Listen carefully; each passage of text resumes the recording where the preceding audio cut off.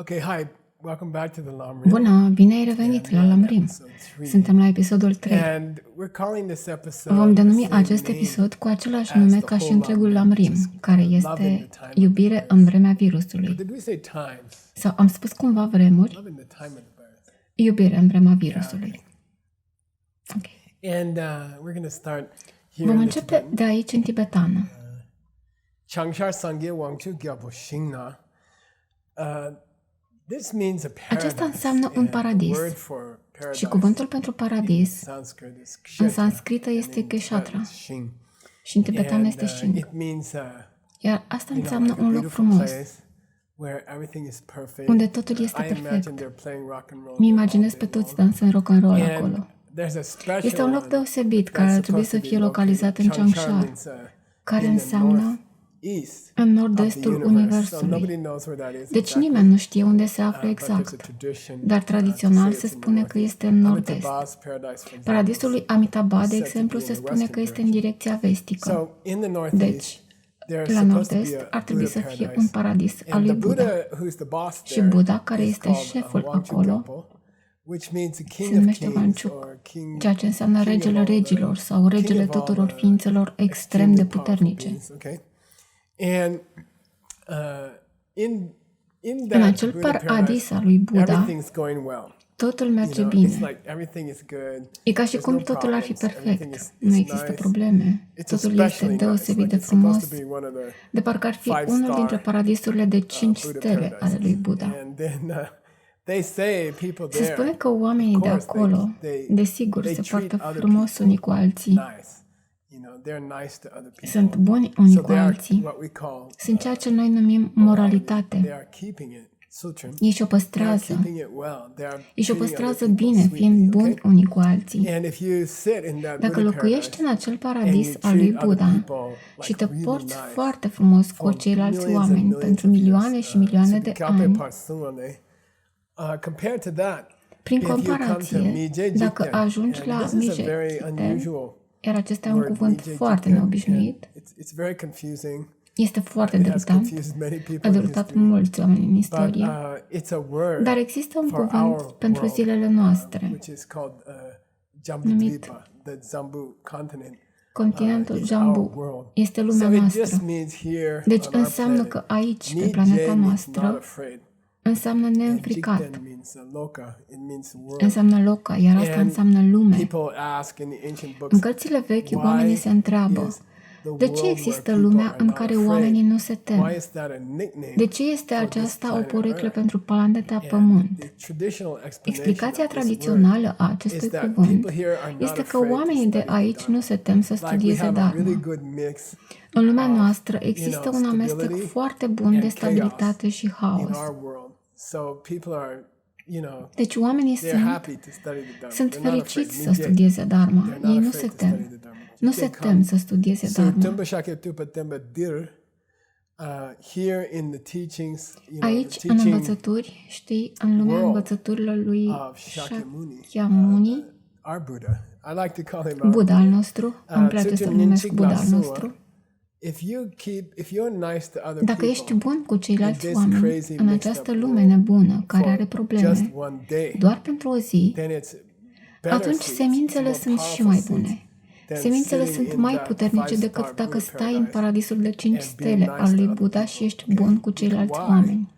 De Because ce? this world is a Pentru că place această of lume mixture, este un loc cu un amestec de bunătate și goodness haos. and chaos, and especially we're seeing it O now vedem mai ales in acum, the times of the virus. în vremea The virus is pandemiei. spreading.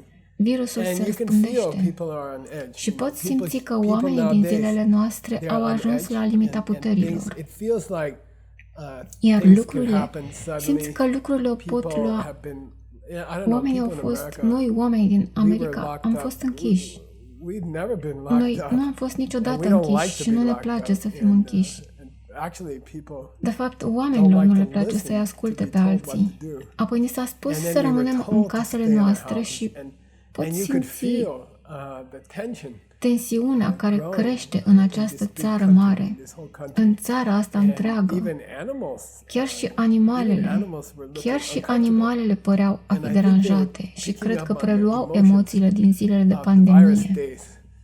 and the emotions of the humans. And I și think it's very emoțiile interesting oamenilor. that Și este animals, foarte interesant I faptul guess că they haven't gotten animalele this virus, you know, like nu au so it contactat must be acest strange virus. for Deci them. probabil că li se pare All the humans ciudat. are Toți oamenii nervous sunt nervoși și la and edgy, limită, and it feels like they ca și could cum ar fi explode at gata any să moment. explodeze And în then all orice the animals moment. are just Și picking toate up on these animalele feelings and doar they don't know preiau what it is. aceste But sentimente și nu when the înțeleg ce times se get întâmplă. bad in this Când world, vremurile se you know, when there's a înrăutățesc în war, această when lume, there's tension când between este un countries, război sau există when tensiuni people între are țări, angry când oamenii at sunt being supărați locked că up, sunt and then it ținuți breaks închiși, out in this atunci picture. You can izbucnește. see În această imagine you know, poți vedea rioting, pictures of revolte, rioting, people poze cu revolte, throwing things at the oamenii police, fires aruncând being cu set. lucruri în You know, poliție, in these incendii. times, Știi, when things în are aceste hard, vremuri, când ne and este we greu all și cu feel toții ne frightened, simțim we all feel înspăimântați, nervous, ne simțim and we all feel nervoși kind și of suntem într-un depressed fel sometimes. deprimați în masă, Then, if you're nice to câteodată, another person, atunci, dacă ești bun during cu o this altă time, persoană,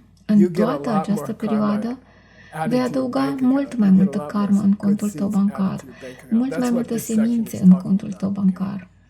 To keep Despre your asta morality, este. Să-ți to be menții kind to other moralitatea, people, să to fii share bun cu alte what you persoane, have să împarți when things ceea are ce ai crazy. când lucrurile o iau razna. And that's the sign of a Aceasta real este practitioner. semnul That's unui the sign of a practicant really adevărat. good person. Acesta este semnul unei persoane bune cu adevărat. Se spune că lumea trece prin aceste cicluri uriașe, iar acesta este subiectul unei cărți numită Tezaurul Înțelepciunii Înalte. În al treilea capitol se prezintă descrieri uimitoare ale lumii, ale lucrurilor și ceva ciudat se întâmplă. Oamenii vin aici de pe altă planetă și trăiesc aici de milioane și milioane de ani și treptat lucrurile se înrăutățesc din rău în mai rău. Oamenii devin mai violenți, oamenii nu mai sunt atât de buni unii cu alții și în cele din urmă se produce un război nuclear. Capitolul al treilea din Înțelepciunea Înaltă, textul cu o vechime de aproape 2500 de ani, vorbește despre un foc care acoperă întreg pământul. Și ciudat, există unele persoane plecate în vacanță la munte sau dus să se cațere pe munte undeva și nu au pierit în flăcări. Dar ei brusc au această conștientizare referitoare la virus și se gândesc, wow, poate că am făcut rău acestei planete, poate că am rănit celelalte creaturi ale planetei, poate că acest război nuclear sau acest virus este o karmă provocată de faptul că am rănit planeta și am rănit celelalte ființe de pe planetă. Am profitat de ele, le-am tratat ca pe niște sclavi, le-am ucis ori de câte ori am vrut spațiu pentru noi înșine. Și apoi, poate că o boală vine de la acele animale la noi. Deci există o temă de genul ăsta în Tezaurul Înțelepciunii Înalte. Atunci oamenii aceia iau decizia să-și schimbe stilul de viață. Devin mai preocupați de ecologie, se opresc din a mai folosi atât de mult din resursele pământului, respectă nevoile altor forme de viață pentru spațiu și prosperitate. Și treptat, karma planetei se schimbă. Și apoi trece prin aceste cicluri uriașe. Trece prin 60 de cicluri de genul ăsta, iar asta se numește o mare calpă, un mare neon. Deci, în prima parte a eonilor sunt vremuri bune. Oamenii care au supraviețuit Holocaustului sunt buni unii cu ceilalți pentru o vreme. Și acești oameni descoperă cele 10 fapte bune. Tradițional se spune că le respectă cu multă grijă și că își analizează cu atenție cele 10 fapte bune. Apoi timpul trece și ajung la ceea ce noi numim fundul paharului. Și noi suntem foarte aproape de fundul paharului în acel moment. Potrivit lui Abhidharma, ne apropiem de cele mai rele momente din lume, chiar acum. Deci, dacă în aceste timpuri oamenii sunt buni unul cu celălalt și își țin jurămintele, e bine. Iată ce se spune. So let's say you don't Deci să spunem că nici măcar nu afli de întreaga listă de 10. Nu ai acces la lista celor 10 fapte bune. Cineva te învață despre prima faptă bună și apoi trebuie să plece. Dar să ții doar una dintre cele 10 fapte bune în aceste vremuri grele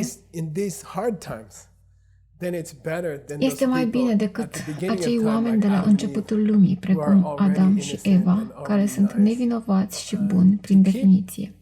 Să fii bun cu ceilalți oameni când vremurile sunt dificile, când economia este în dificultate, există multă confuzie și există un pericol mare, o boală. Să păstrezi doar una dintre regulile budiste este mai puternic decât să le păstrezi pe toate o lungă perioadă de timp, de milioane de ani.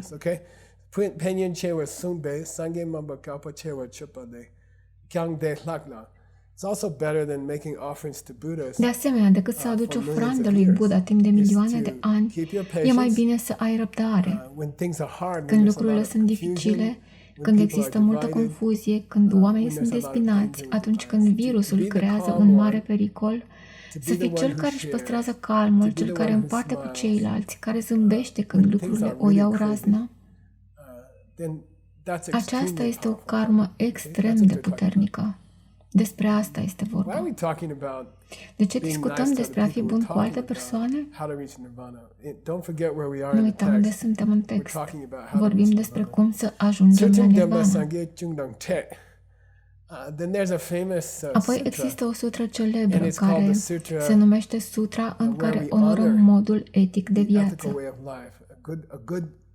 Onorăm a fi o persoană bună. Sutra care spune, e mișto să fii o persoană bună. O astfel de sutră există și conține o replică faimoasă. Sunt două moduri de a citi această linie. Poți spune, dacă o persoană este bună cu alte persoane, atunci este ca și cum un Buddha a venit pe această planetă și noi l-am întâlnit pe Buddha. Dacă ești o persoană care împarte ceea ce are în aceste vremuri dificile și ești o persoană răbdătoare cu oamenii cărora le e frică sau chiar sunt violenți în aceste vremuri dificile, dacă ești persoana care își păstrează calmul, atunci putem spune că Buddha merge pe această planetă. L-am întâlnit din nou pe Buddha. Apoi alți oameni interpretează această linie că atunci când Buddha se întoarce pe această planetă, vei avea semințele pentru a-l întâlni. Și cred că se poate citi în ambele moduri. Deci asta este o replică faimoasă în acea sutră. Și călugării și călugărițele, indiferent de țara în care trăiesc, de 2 ori pe lună, ar trebui să se întâlnească pe lună plină și pe lună nouă. Ar trebui să stea jos, într-un grup mic, și toată lumea va avea un suc de plante. Toți stau la o băutură din plante. Și conducătorul spune, are cineva ceva de spus? Și apoi cineva va spune, da, eu am ceva.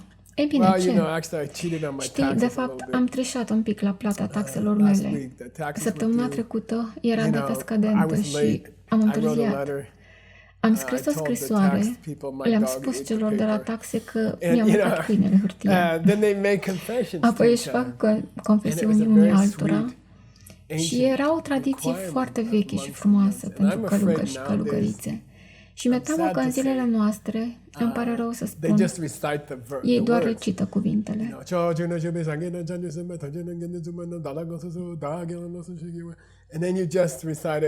Doar reciți și te duci acasă.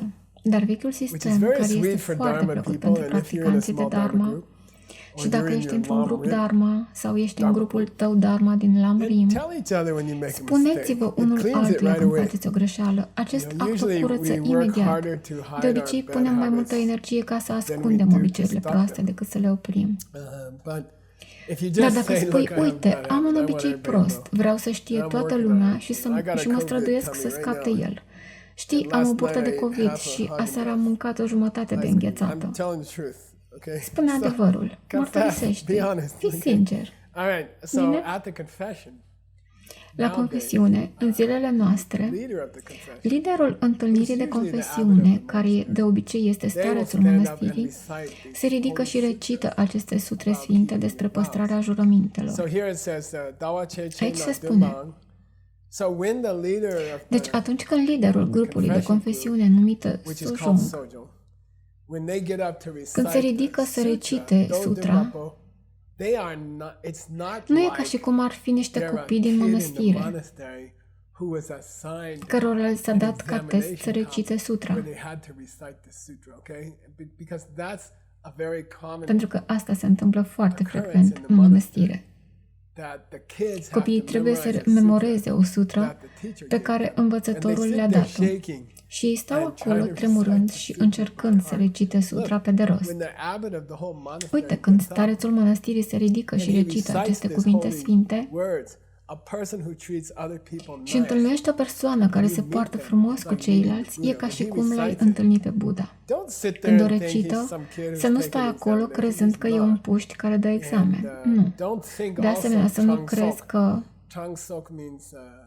Drangsok înseamnă să recite iar și iar o scriptură pentru a obține niște semințe suplimentare. E ca și cum ai lua un rozariu și te pregătești să reciți sutra inimii de 21 de ori, ceea ce facem în mănăstire.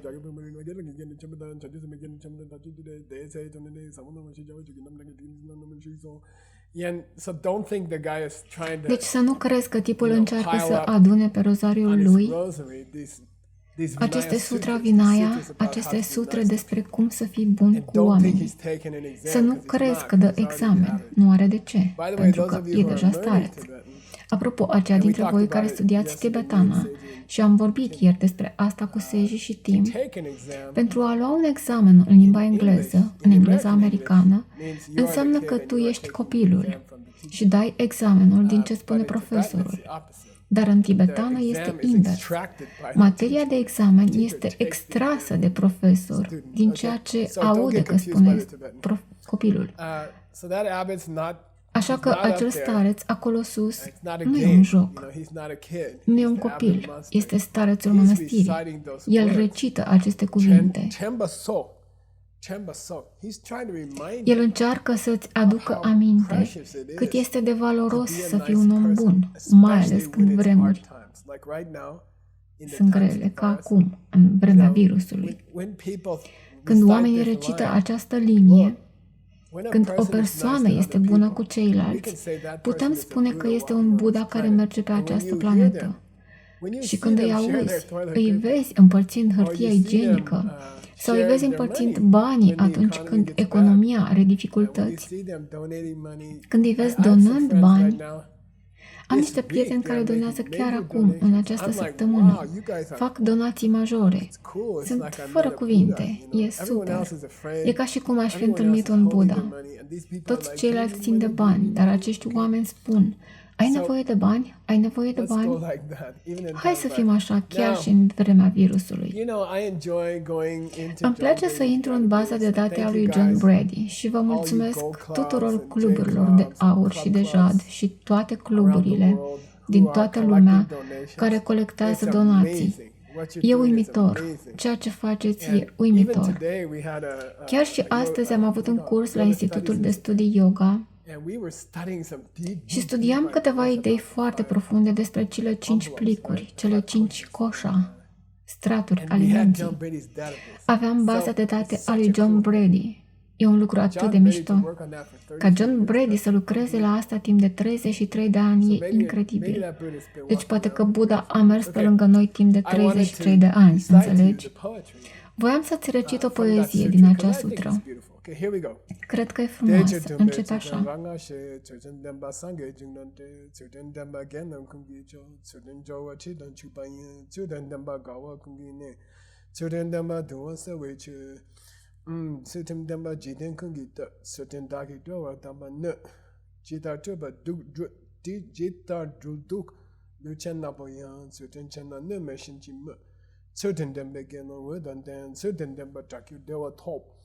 And let's just și hai să citim și să traducem poezia.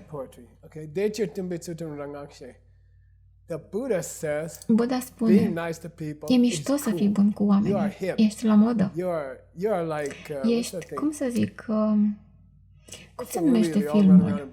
Cel în care toți poartă haine negre și sunt foarte la modă. Matrix. Ești la modă ca personajele din Matrix. Buddha a spus asta. Dacă sunt bun cu ceilalți oameni, e ca și cum aș avea șansa să întâlnesc un alt Buddha. Nu-ți face griji că trebuie să porți un ceas Cartier sau un colier Tiffany. Dacă te porți frumos cu ceilalți, e cea mai frumoasă bijuterie pe care o poți purta.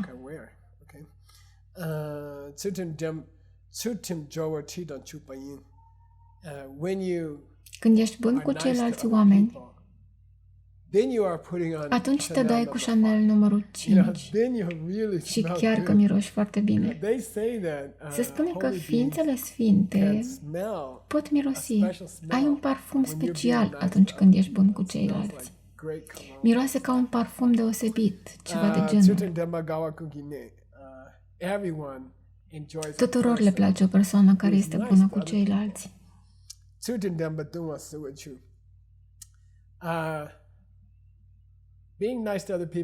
Să fii bun cu ceilalți este ca o limonadă rece într-o zi fierbinte de vară.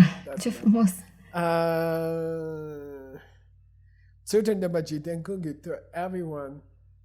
Toată lumea vorbește despre cât de faini sunt oamenii când sunt buni cu ceilalți.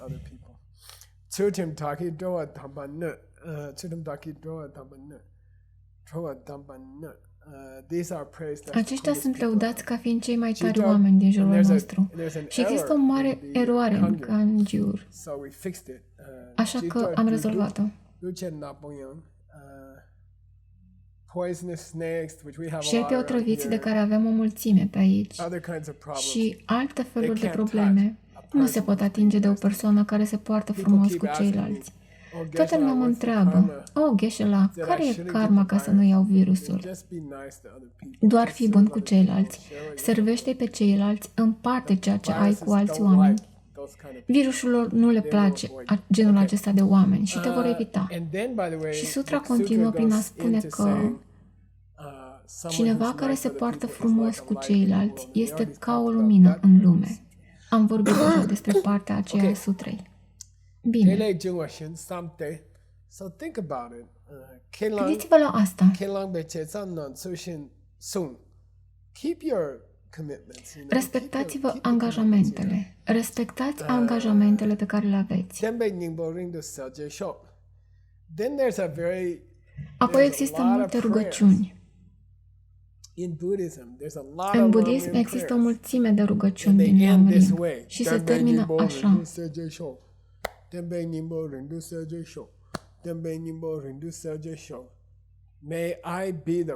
Fie ca eu să fiu persoana care face ca învățătura să strălucească în lume. Fie ca eu să fiu persoana care păstrează aceste învățături strălucitoare ca soarele în această lume. Fie ca eu să fiu persoana care păstrează aceste învățături strălucitoare ca soarele în această lume. Și există o altă versiune numită fie ca învățăturile lui Tsongkhapa, lui Buddha Tsongkhapa, să se răspândească în această lume. Este o rugăciune foarte faimoasă. Fie ca eu să fiu persoana care va răspândi aceste învățături în lume. Fie ca învățăturile să se răspândească în lume. Și vedem aici în imagine degetele în formă de inimă. Și ceea ce a spus Lama în Lamrim,